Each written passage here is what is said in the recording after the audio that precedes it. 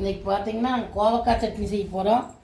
அதுக்கு பார்த்தீங்கன்னா ஒரு 1/4 கிலோ கோவக்காய் எடுத்துங்க, ஒரு 200 கிராம் வெங்காயம், ஒரு 2 ஸ்பூன் கடலைப்பருப்பு, 1 ஸ்பூன் உளுந்தம்பருப்பு, 4-5 வரமிளகா, கொஞ்சம் கருவேப்பிலை, அரை மூடியில் பாதி மூடி தேங்காய், 1/4 மூடி தேங்காய், 4-5 பல் பூண்டு, கொஞ்சம் புளி, இதெல்லாம் போட்டு எப்படி செய்யணும் காமிக்கிறேன்.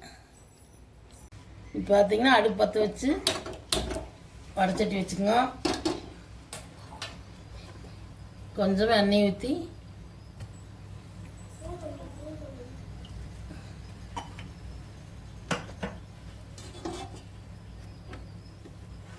உளுந்தம் பருப்பு கடலைப்பருப்பு வறுத்து ஒன்று கொட்டி வச்சுக்கலாம்.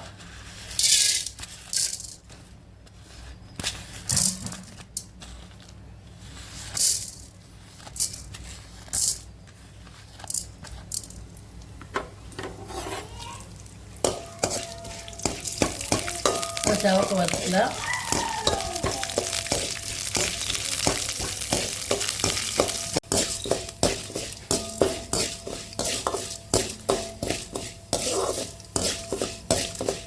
வறுவலிட்டு எடுத்து ஒரு தட்டத்தில் கொட்டிக்கலாம்.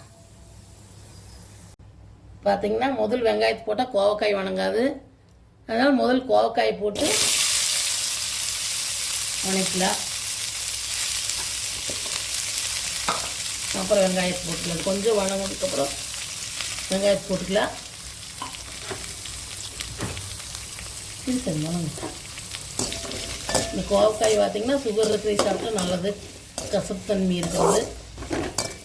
சுகர் இருக்கிறத வாங்கி சாப்பிட்டு பாருங்க. நம்ம வேலையில் வளர்ந்துக்கிற கோவக்காய் சாப்பிடலாம், நான் ரொம்ப கசப்பாக இருக்குது, நாங்கள் வாங்கிட்டு வந்தது, அதே செய்யலாம்.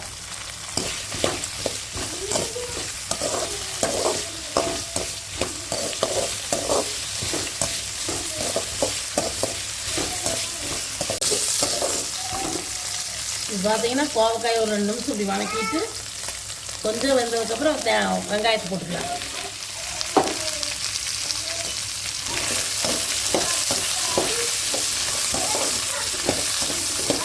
மிளகாய் கருவேப்பிலை எல்லாம் போட்டுக்கலாம்.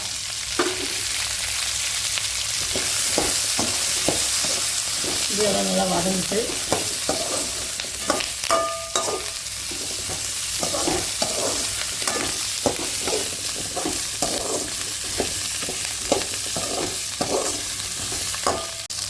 பூண்டு சேர்த்துக்கலாம். இதெல்லாம் சேர்த்து நல்லா வணங்கிட்டு கடைசியாக தேங்காய் சேர்த்துக்கலாம். நல்லா வணங்கு.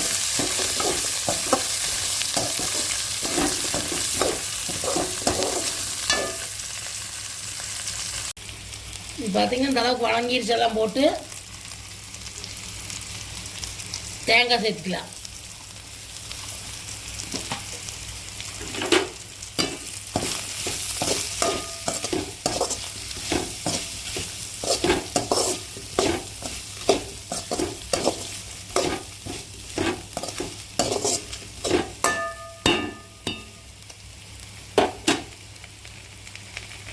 அடுப்பு ஆஃப் பண்ணிடலாம்.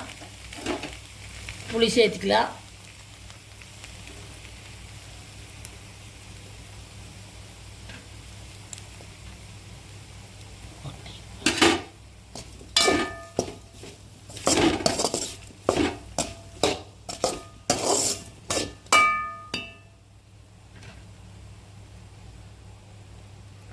உப்பு சேர்த்துக்கலாம் தேவையான அளவு.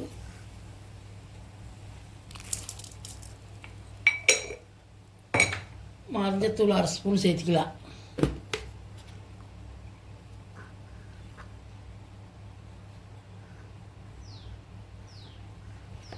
அவ்வளோதான். நீ ஆறிட்டு அரைச்சி காமிக்கிறேன். பார்த்தீங்கன்னா ஆறிடுச்சு. இந்த வறுத்து வச்ச உளுந்தும் கடலைப்பருப்பையும் போட்டு எல்லாம் சேர்ந்து அரைச்சிக்கலாம்.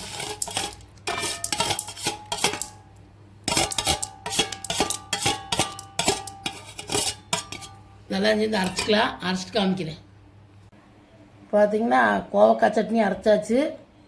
நீங்கள் வேணும்னா கடுகு இதெல்லாம் போட்டு தாளிச்சுங்க. கருவேப்பிலையில் நாங்கள் தாளிக்கல, அப்படியே சாப்பிட்றோம். இது பார்த்திங்கன்னா தோசை, இட்லி, சாப்பாடு, பணியாரம் எல்லாமே சாப்பிட்லாம்.